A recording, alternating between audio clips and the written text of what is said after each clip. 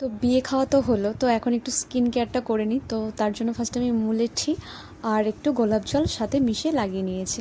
তো দেখো, তারপর এখন হচ্ছে এত কিছু এলোমেলো দেখছো, তো আরও কিছু এলোমেলো ছিল, ওগুলো আর দেখাচ্ছি না। তো দেখো, আমি জাস্ট এক চুটকি মেরে সব কিন্তু গুছিয়ে নিলাম।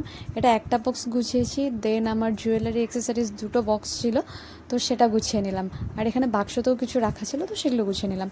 আর শাড়ি পরলে তো আরও বেশি আর কি মেকআপ বের করতে হয়, এটাতে মোটামুটি কমই লেগেছে।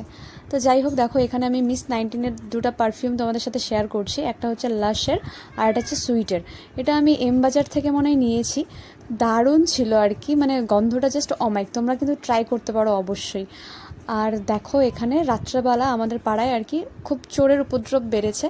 তো এই সেদিন আর কি জাস্ট ওরা ধরেই ফেলতো, কিন্তু লাস্টে এত ভিড় হয়ে গেল যে চোরকে আর ধরতেই পারলো না। আমার মনে হয় চোর যারা ছিল বা যে ছিল, একজন তো থাকবে না, দুজনই থাকবে, কারণ ওরা নাকি দেখেছে আমাদের পাড়ার কেউ একজন, তো তার জন্য এসেছিলো। আর এই বাড়িটাতে গেছে সবাই, কারণ এই বাড়িটা ফাঁকা ছিল। আর মানে চোর তো আর এদিক ওদিক থাকে না, মানে ও নাকি দৌড়াচ্ছিল। তো আমার মনে হয় ভিড় হয়ে যাওয়াতে এখন চোরটাও হয়তো ভিড়ের সাথে মিশে গেছে।